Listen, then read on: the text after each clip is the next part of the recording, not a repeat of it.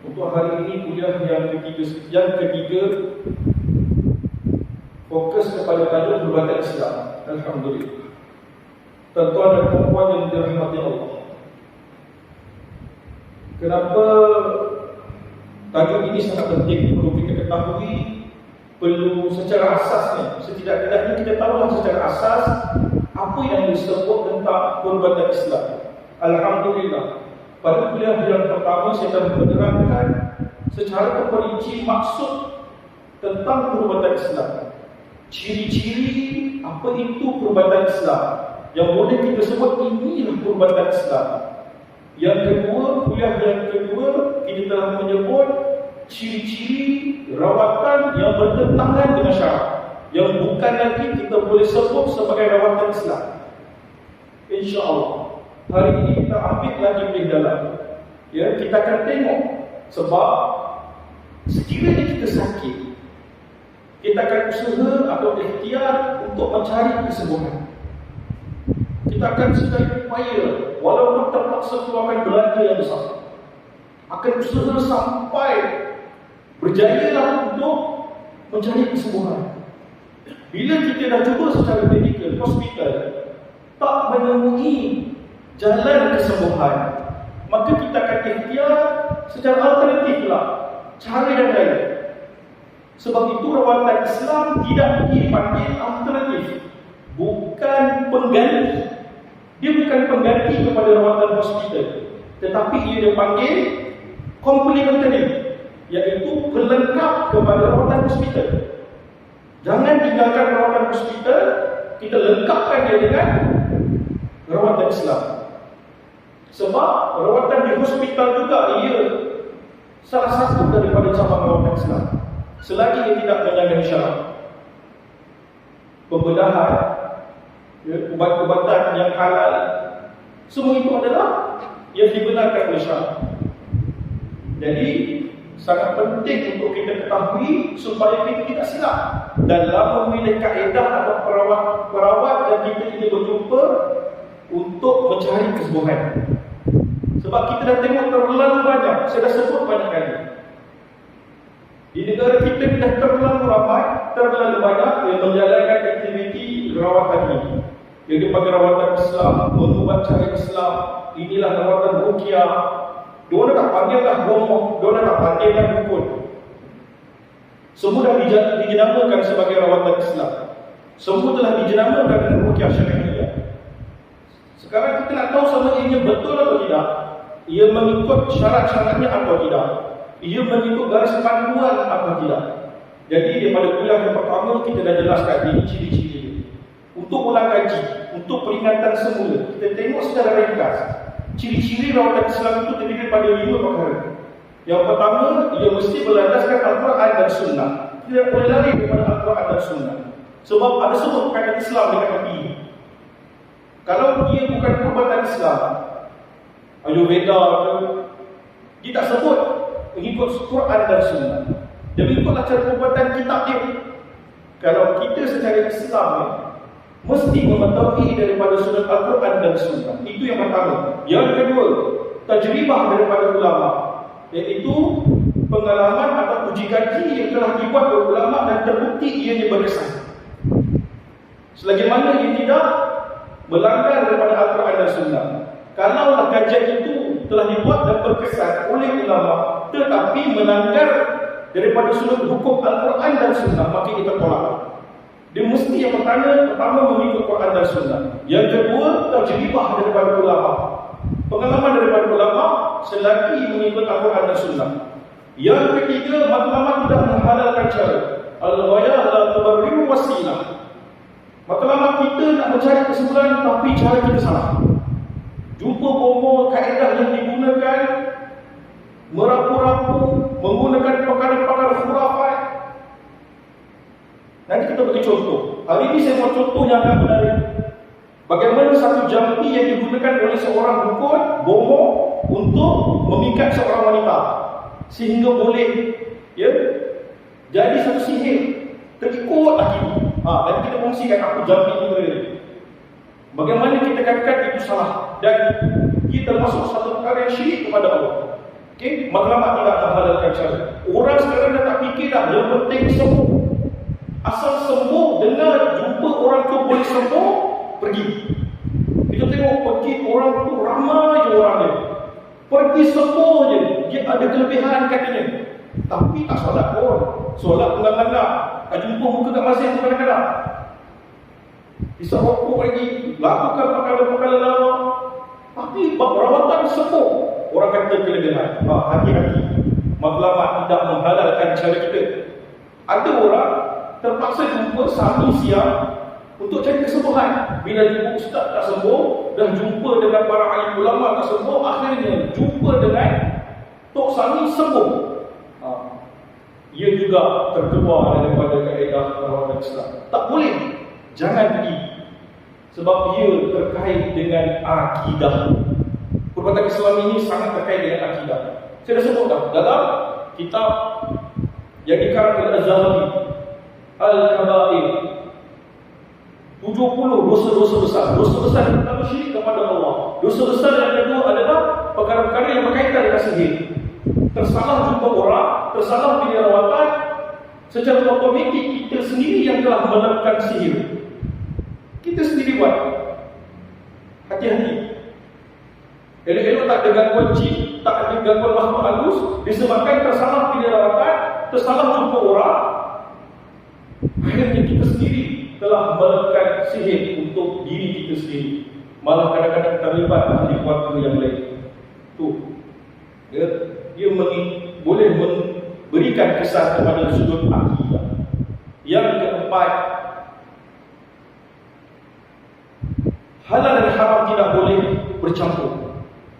Yang keempat, halal dan haram tidak boleh bercampur. Kalau halal daripada sudut syariat, halal dalam perbuatan Islam. Kalau haram daripada sudut syariat, maka haramlah daripada sudut perbuatan Islam. Tak boleh bercampur dan tak ada kompromi. Tak boleh. Ada yang kata tak apa sebab keadaan memaksa, keadaan terpaksa menyelamatkan nyawa. Ruqyah tak sama dengan perubatan medikal. Ya, tak sama. Tak apa, boleh sentuh sikit. Doktor boleh sentuh perempuan yang bukan mahram. Takkan perbuat Islam tak boleh. Takkan perbuat ruqyah tak boleh. Sentuh tempat yang sakit, tidak berlapik, malah tempat itu sensitif. Bahagian dada tanpa berlapik, pegang secara berlebihan yang bukan mahram. Tidak ada ikhtilat ketika dalam perawatan, hubungan antara lelaki dan perempuan yang bukan mahram. Berbuat-buat di dalam bilik gelap, dalam rawatan. Tak gelap pun tak boleh juga, terang pun tak boleh. Berbuat-buat dengan perawat di dalam bilik bagi orang yang bukan mahram. Lelaki dan perempuan duduk sekali. Na'udzubillah. Waris kena ikut sekali. Okey? Tu, halal dan haram tidak boleh bercampur sama sekali. Yang kelima, kita kena tengok ciri-ciri rawatan, ciri-ciri perawat itu sendiri. Orang itu, kita nak jumpa siapa dia, mana dia dapat ilmu yang dia belajar, apa kaedah yang digunakan, bahan-bahan yang digunakan sebagai ikhtiar rawatan. Kena tengok ciri-ciri perawat itu sendiri. Itu ciri, 5 ciri rawatan Islam. Yang kedua, ciri-ciri rawatan yang bertentangan syarak ada 4. Yang pertama, sumber ambilan dan bacaan yang digunakan oleh perawat itu sendiri. Yang kedua, kaedah atau cara yang digunakan. Yang ketiga, ciri-ciri perawat itu juga. Yang keempat, bahan-bahan yang digunakan.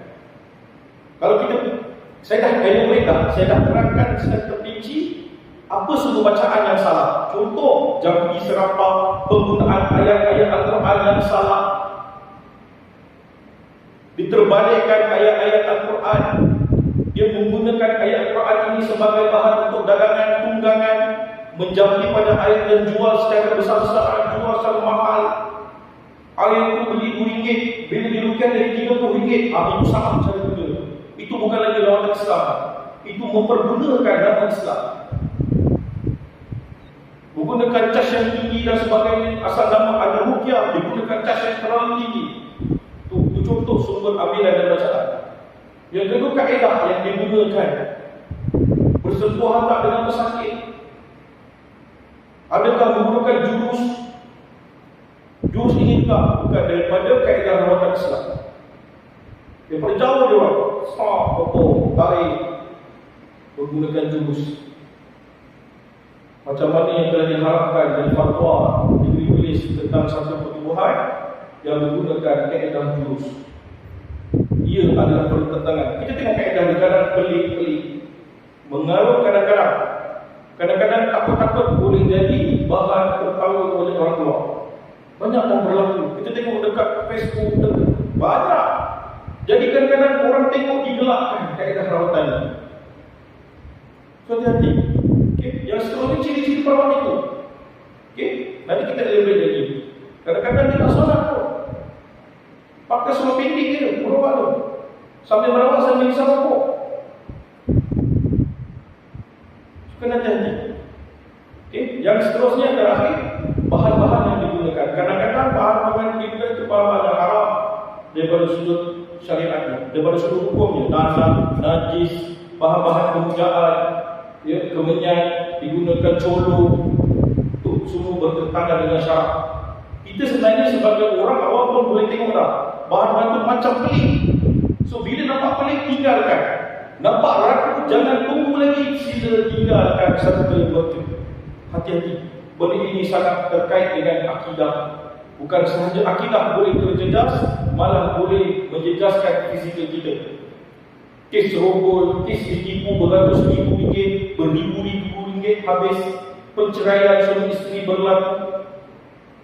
Sebab bila tak ada tidak lagi perawat dengan pesakit, ambil dia berpasak-pasak dengan pesakit pada tengah malam waktu yang tidak sepatutnya, disebabkan hanya nak tanya perkembangan pesakit, tapi berlebih-lebihan. Akhirnya berlaku suami isteri. Suami jadi cemburu dan rasa tak puas hati. Apa sebab perawat dia lebih-lebih pula mesej isteri dia. Akhirnya berlaku. Okay. Di Meru berlaku. Satu kawasan datang pusat rawatan, dia bukan nak rawat, tapi nak minta nasihat sebab nak bercerai dah. Isteri dah suka kepada perawat, jangan hati dengan perawat, nak tinggalkan suami isteri. Tu kena hati. Hari ini kita masuk satu tajuk yang amat penting. Kita nak tengok ciri-ciri perawat Islam itu sendiri. Siapa kita nak jumpa ini sebenarnya sebagai satu ikhtiar, sebagai satu jalan untuk kita cari kesembuhan. Sebab biasa yang sakit ni dia akan cari juga apa cara sekalipun untuk kesembuhan. Tapi kita kena berhati-hati sebab kita ada undang-undang, kita ada guide yang perlu kita ikut supaya kita selamat. Okay, kita tengok ya syarat-syarat orang yang kita nak jumpa, iaitu peruqyah yang kita nak jumpa, pengubat yang kita nak jumpa, mu'alij yang kita nak jumpa. Syarat dia ada dua. Pertama, syarat yang utama, dan kedua syarat yang mendukung kepada syarat yang utama. Kita tengok kepada syarat yang utama. Mana saya ambil benda ni? Ya, saya pernah bertalaki dengan Ustaz Ustama. Dia ada satu buku yang mengarang halal dan haram dalam ruqyah. Ya, halal dan haram dalam ruqyah, buku surat ke-14. Kat situ ada menerangkan tentang syarat-syarat untuk menjadi seorang peruqyah. Okay, kalau kita nak pergi dekat dia, kita kena tengok dulu, kita kena kaji dia, kita kena tahu siapa dia. Adakah dia memiliki yang pertama akidah dan tauhid yang betul-betul kukuh. Pastikan perawat yang kita nak jumpa ini tauhid dia memang solid. Ada kes berlaku, sedih kita dengar seorang mukmin tahfiz. Mukmin ini ketua tahfiz. Biasa jumpa ini hafiz Quran. Dia ahli agama. Dia mesti tahu basic tentang agama. Mesti. Dia boleh menubuhkan satu madrasah untuk memimpin pelajar. Jadi dia ni seorang perawat juga. Dia menjalankan rawatan Islam. Apa yang dia buat? Dia merawat itu tak ada masalah. Dengan ruqyahnya solid, bacaan Al-Quran cantik, kaedah yang digunakan okey, tak ada masalah. Akhirnya selesai dia rawat, dia bagi satu kertas. Sila tampal kertas ini di pintu depan rumah, pintu dapur, pintu bilik, kecuali pintu tandas. Nampak ada adab. Kertas yang begitu tertera beberapa ayat Quran yang bercampur dengan wafat. Itu pun dia seorang ahli agama. akidah yang bermasalah. Itu salah satu tangkan yang dilarang di dalam agama dan bukan lagi daripada kaedah rawatan Islam. Jadi nampak macam okey, sebenarnya tidak okey. Dia bertentangan dengan syarak. Ia melibatkan akidah. Kita ikut sahaja, tampal benda tu, dan walaupun kita cakap dengan izin Allah, jin itu tidak akan masuk sebab kita tampal benda kertas yang dibagi oleh mudir ini. Sebenarnya kita telah melakukan satu perkara syirik kepada Allah. Kita yakin dengan benda itu boleh mengelak daripada gangguan. Sebab Al-Quran ini perlu dibaca, perlu diamalkan, bukan perlu ditampal pada dinding. Melainkan kalau kita nak hafal atau menjadi syiar kepada rumah, nak begitu ini rumah orang Islam, kita tampal ayat-ayat Al-Quran. Tak ada masalah. Okey?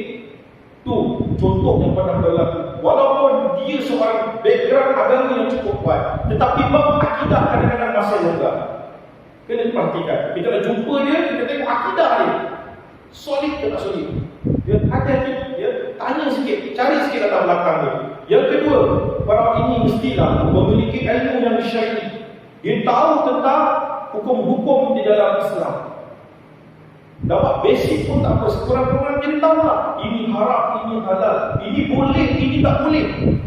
Supaya tidak bercampur lagi perkara yang halal dan haram. Supaya dia tahu matlamat itu tidak menghalalkan cara dia. Supaya dia tahu garis-garis yang boleh memisahkan ini boleh, ini tak boleh. Itu kita tahu.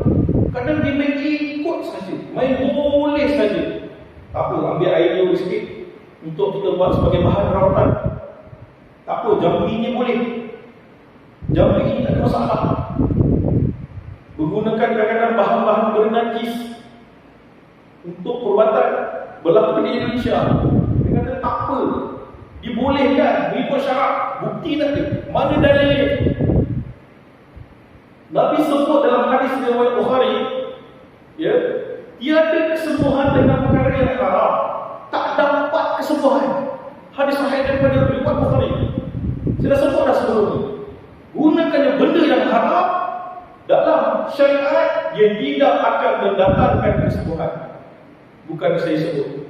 Nabi SAW dalam hadis riwayat Bukhari. Okey. So kena hati, kita tengok orang yang tahu tak ada baru syariat ini, dia boleh beza tak? Kadang-kadang kalah juga. Bila yang datang tu yang comel-comel, yang lawa, akhirnya dia kalah dengan fitnah wanita. Akhirnya kalah. Tu kita kena hati-hati. Kita bawa isteri kita, kita bawa anak kita, kita bawa kawan-kawan kita yang bukan mahram kepada perawat. Kena cukup hati-hati. Perhatikan setiap kelakuan, gerakan yang dibuat oleh perawat kepada pesakit. Perhatikan bacaan-bacaan yang dibacakan kepada pesakit. Dengarkan sedikit-sedikit apa yang dibacakan. InsyaAllah selamat. Kadang-kadang dia tak tahu campur di jambi-jambi yang digunakan. Yang seterusnya adalah berakhlak mulia. Orang itu mestilah berakhlak mulia. Kadang-kadang semua dah okey, tapi masalah adab pula kepada perawat yang kita nak jumpa ni. Suka nak marah-marah, tuduh-menuduh yang bukan-bukan. Ini saka kau ni. Ni kau tak cukup zikir. Zikir kau sikit sangat, kau suatu pasal syaitan masuk dalam badan. Menuduh pula.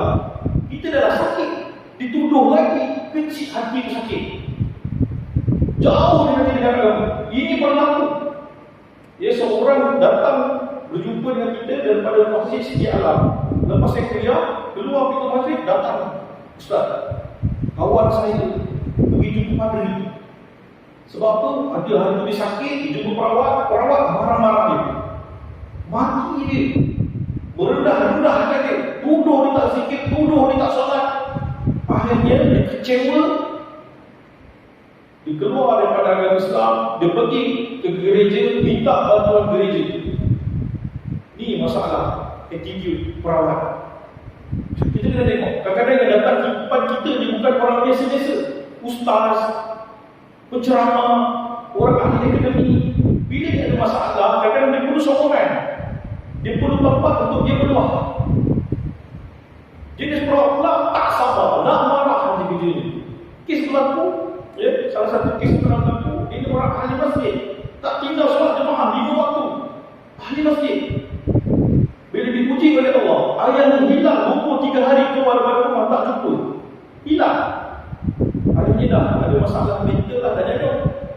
rumah, hilang tak jumpa. Dan suruh cari tak jumpa. Adakah dia tak solat? Adakah dia tak berzikir? Orang ahli masjid ni, saya rasa mustahil. Kalau kita cakap, itu sebab kamu ni tak jaga ayah ni, kita marah dia balik. Sebab ada ayah tu lagi.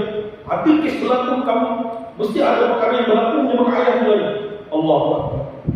Jangan. Bila jumpa perawat yang berakhlak macam tu, tinggalkan. Ini adalah ciri perawat yang perlu kita jumpa. Dia mesti berakhlak yang baik.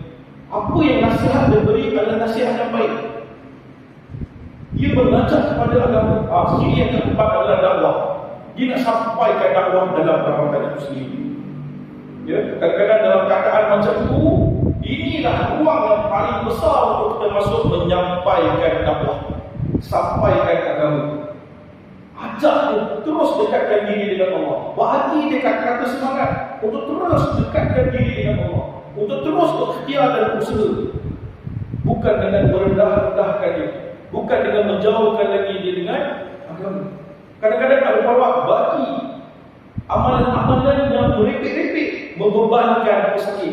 Pesakit itu dah sakit, disuruh zikir beribu-ribu kali. Bukan tak boleh. Kadang-kadang nanti pesakit itu akan kecewa dan membuatnya secara terpaksa, memaksa diri dia. Dah tak ikhlas dah untuk zikir. Dia hanya zikir untuk sembuh, bukan zikir untuk Allah lagi dah. Perawat kata kalau bantu zikir ni banyak-banyak 10,000 dia boleh sembuh. Cuba baca ni 10,000 kali, sembuh nanti. Dia memaksa badan dia, hati dia, bukan lagi kerana Allah, tapi kerana nak kesembuhan. Itu berbahaya. Syaitan masuk. Jarum ini yang paling halus. Dia masuk daripada ibadah. Hati-hati, talbis iblis, belitan iblis. Okey, dakwah sampaikan. Kita tengok perawat ni memang nak kerja dakwah dia ke, ataupun dia ada udang di sebalik batu, nak berniaga ke. Kadang-kadang dijual ni produk-produk dia dengan harga yang terlalu tinggi, memaksa pesakit. Ada yang berjumpa dengan kita, sedih saya tengok. Dia punya pusat rawatan bawahnya bank.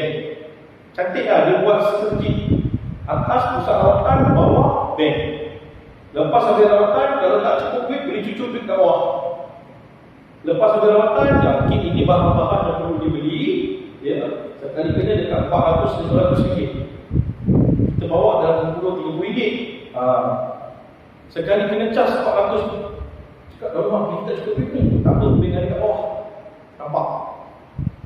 Walaupun kaedah dia dah betul, syariatnya cantik, bacaannya okey, tapi kat situ juga kita dah nampak masalah yang berlaku. Hati-hati. Seterusnya memiliki asas ilmu Al-Quran. Pastikan orang yang kita nak berjumpa ini, dia ada asas tajwid. Dia boleh membaca Al-Quran dengan baik. Tahulah panjang pendek, tahulah baris atas bawah, taklah langgar tajwid. Ini kadang-kadang baca, ya Allah, kita yang orang awam pun baca kadang-kadang sampai ke kepala lah, dengan bercampurnya atas bawahnya lagi, panjang pendeknya lagi. Kalau sikit-sikit tak apa lagi, tak ada masalah. Tapi ini nampak kesalahan besar. Bacaan yang habis, tempat wakafnya masalah, tempat dia berhenti bacaan ketika rukyah itu dibacakan bermasalah. Hati-hatilah. Tengok perawat yang kita nak jumpa ini, sekurang-kurangnya dia ada basic tentang ilmu tajwid. Bacaan yang kita dengar pun okey. Kita dengar boleh terima lah bacaan dia. Walaupun kan kita orang, kita boleh detect, boleh faham. Oh, dia bacaan dia problem sikit ni. Walaupun bacaan kita tak berapa cantik, tapi kita boleh faham bacaan dia. Okey, tu dia kena ada memiliki asas ilmu Al-Quran. Syarat pendukung. Tengok perawat tu, dia antara pertama tempat yang sesuai untuk rawatan itu dijalankan. Kadang-kadang tak perlu tempat. Dia bagi tak apa, bagi nama, bagi gambar, tarik lagi. Kita jampi dia kat rumah. Okey, benda kita dah rawat, kita dah tarik dah jadi. Ini ada 3 ekor, 4 ekor, kita dah tarik. Tak perlu datang pusat rawatan. Hati-hati, kaedah ini totally wrong. salah daripada sudut rawatan Islam. Tidak ada rawatan Islam sedemikian. Tak ada.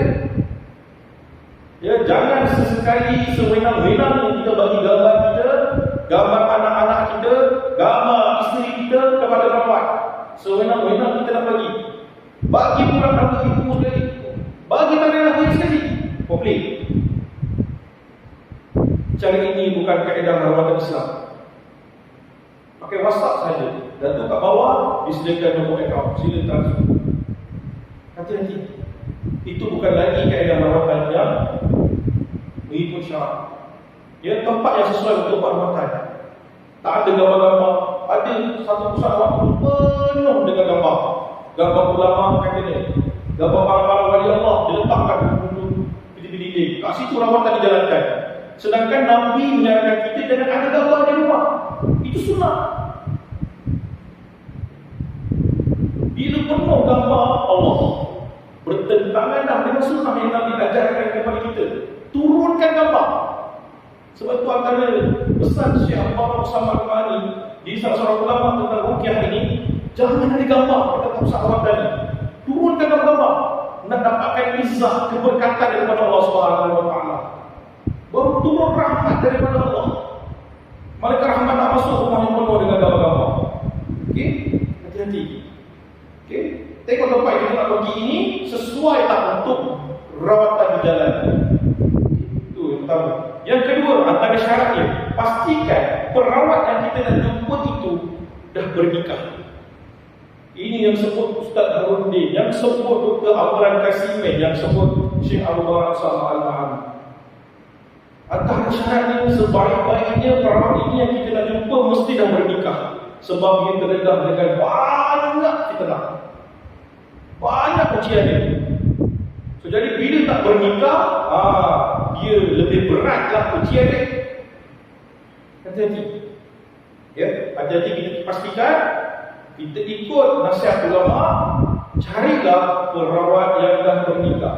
Antara syarat yang saya pernah begitu, dalam kuliah-kuliah perawatan yang saya pergi, kalau nak merawat, pastikan dah bernikah, baru di-endorse boleh merawat. Habis itu tak bernikah macam Ustaz, boleh, tak ada masalah. Sebaik-baiknya nikahlah dulu.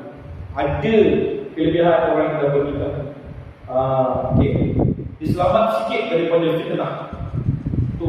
Yang ketiga, perawat ini mesti tahu tentang perkara diagnos, iaitu mengenal pasti sesuatu penyakit daripada tanda dan gejala yang betul dan tepat. Dia tak boleh menuduh sewenang-wenangnya. Datang-datang rawat-rawat saka, rawat-rawat sihir. Dia menuduh semata-mata. Hati-hati. Tuan Guru Saharuddin pantang dua perkara bila merawat pesakit yang ada gangguan. Jangan sebut saka, jangan sebut sihir. Yang datang itu kalau gangguan, cukuplah gangguan makhluk halus. Jangan sebut lagi lah saka atau sihir. Itu hanya tuduhan semata-mata. Melainkan betul pengakuan daripada pesakit. Saya dulu mengamalkan sekian. Saya dulu pernah tengok atuk saya buat macam ni, acak dan sebagainya. Atuk saya buat menjamu dan sebagainya. Itu terbukti ada dan disahihkan oleh keluarga, kita boleh katakanlah itu mungkin satu. Mungkin gangguan sakit. Jadi perlu kena diagnos juga, kena tahu supaya tidak tertipu. Ini penyakit fizikal, ini pesakit gangguan makhluk halus. Ini penyakit gangguan jin, ini sakit fizikal. Dia kena membezakan. Kalau tidak kita tertipu. Hati-hati.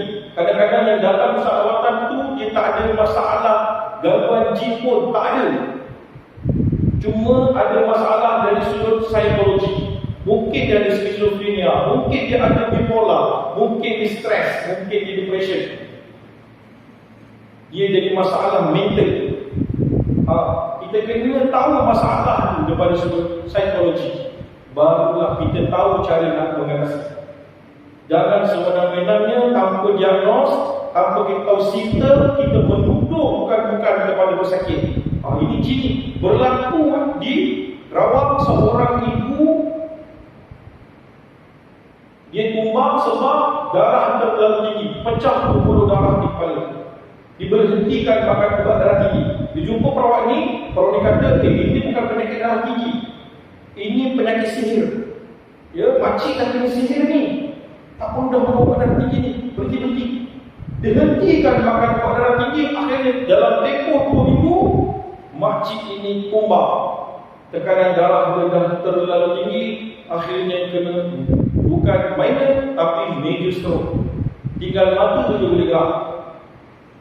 Walaupun memang kita akui itu kepada Allah, takdir daripada Allah, tapi asbab kepada dia kena tidak ikhtiar. Alhamdulillah makan ubat darah tinggi terkawal lah tekanan darah dia. Disebabkan salah cara memandai-mandai, tak boleh nak diagnos ini penyakit fizikal, ini pesakit gangguan. Akhirnya kesan dia kepada makcik itu sendiri kena major stroke dalam tempoh 2 minggu henti makan ubat. Yang boleh hentikan makan ubatnya hanya doktor sahaja. Kalau doktor kata henti atau kurangkan dos, itu boleh ikut. Tapi kalau perawat itu bukan ada background medical, jangan. Hati-hati. Fas'alu 'ala zikri in kuntum la ta'lamun. Bertanyalah kepada orang yang mengetahui. Kalau kita tahu jangan memandai-mandai. Ini juga pantang.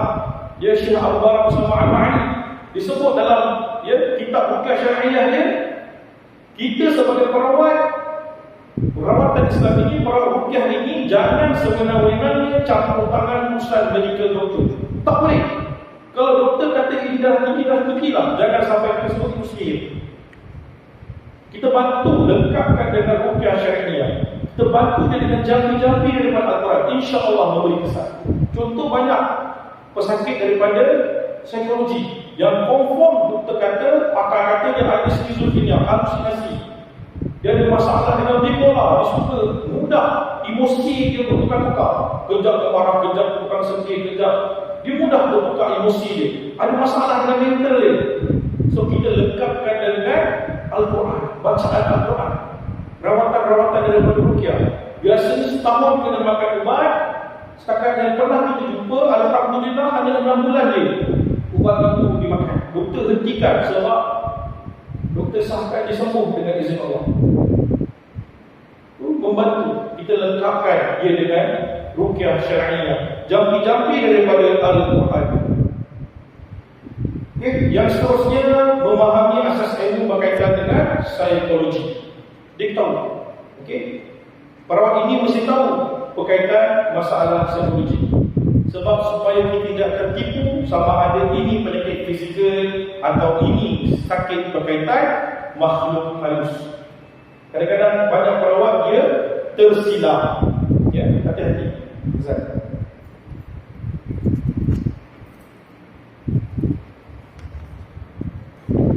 So kita dengar tadi, ya, syarat-syarat untuk menjadi seorang perawat atau orang yang kita nak jumpa ini, mestilah kita tahu sedikit latar belakang dia, cara yang digunakan, buat sedikit kajian sebelum kita pergi berjumpa dengan perawat itu. Ya, saya dah terangkan bagaimana dia ciri-ciri perawat yang kita nak jumpa itu. Sebelum saya tutup, saya ada satu benda yang menarik semasa saya belajar dengan kita Ahmad Kasimi. Dr. Ahmad Kasimi ini seorang pengkaji tentang perubatan Melayu tradisional, ya, di Universiti Kebangsaan Malaysia. Dia juga Allahyarham seorang penulis, seorang yang ceramah daripada dah lama dah buka TV1 selalu keluar, ya, penulis buku di dalam Syifa dulu, antara orang terawal yang menulis buku tentang perubatan Islam. Kita tengok apa kajian yang telah dibuat, ya. Ada satu jampi yang pernah digunakan oleh masyarakat Melayu kita dalam kajian dan amalan sihir masyarakat Melayu, muka surat 44 disebut dalam buku kajian ini. Ya, ada satu amalan yang dilakukan oleh masyarakat Melayu pada waktu itu, mungkin sekarang pun ada, ya, amalan jampi untuk menggoda seorang wanita. Bila kita jumpa sakit yang macam ni, dia jadi gila perempuan. Dia teringat laki itu, ya Allah, bercerai rumah tangga disebabkan sihir-sihir yang berlaku seperti ini. Apa jampi dia? Jangan diamal. Bismillahirrahmanirrahim. Kita ada masalah. Baca bismillah. Aqudribu fiha hum watta'un wa iblis ajma'un. Ya iblis ajma'un, aku suruh kau sifatkan diri kau sebagai aku. Pergi kau ganggu dia, sebut nama wanita pada malam ini. Disebut nama iblis, diseru nama iblis ajma'un. Kau pergi ganggu wanita ini, Sebut nama perempuan tu dengan nama ibu dia. Kau ganggu dia pergi malam. Bila kena dengan ini, dijampi dengan ini, so syaitan suka, iblis sangat-sangat suka. Satu, kita puja iblis. Ini dah syirik kepada Allah. First class. Kelas yang pertama. Syaitan pasti akan ganggu, pasti akan berjaya. Alang-alang dia dah panggil aku, maka aku akan tolong dia. Jadi teka-teka. Dia pergi masuk kepada perempuan ini, dan akhirnya perempuan ini jadi gila kepada orang yang menjampi. Dia mimpikan orang ini bersama dengan orang yang dalam mimpi. Akhirnya jatuh cinta dengan orang ini, tak boleh melupakan orang ini. So jadi masalah kepada wanita ini. Jadi ini antara contoh jampi yang syirik kepada Allah yang berlaku dalam masyarakat kita. Hati-hati. Kalau kita nampak isteri kita, anak kita, saudara mara kita yang membuat ini tiba-tiba berubah sangat drastik, macam pelik, bawa aku diubah.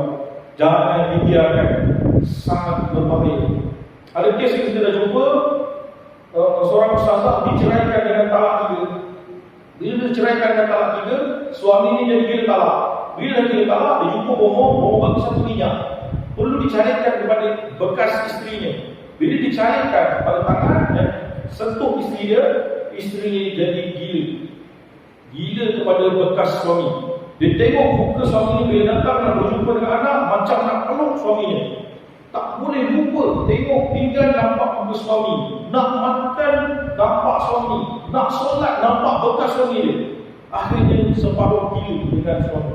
Dia kena dengan minyak. So bila kita rawat, keluar dengan izin Allah, jadi sakit dia. Ini salah satu perkara yang ada. Nak jadikan minyak seperti itu, saya rasa ada jampi sebegini. Mesti dia masukkan dengan jampi-jampi sebegini.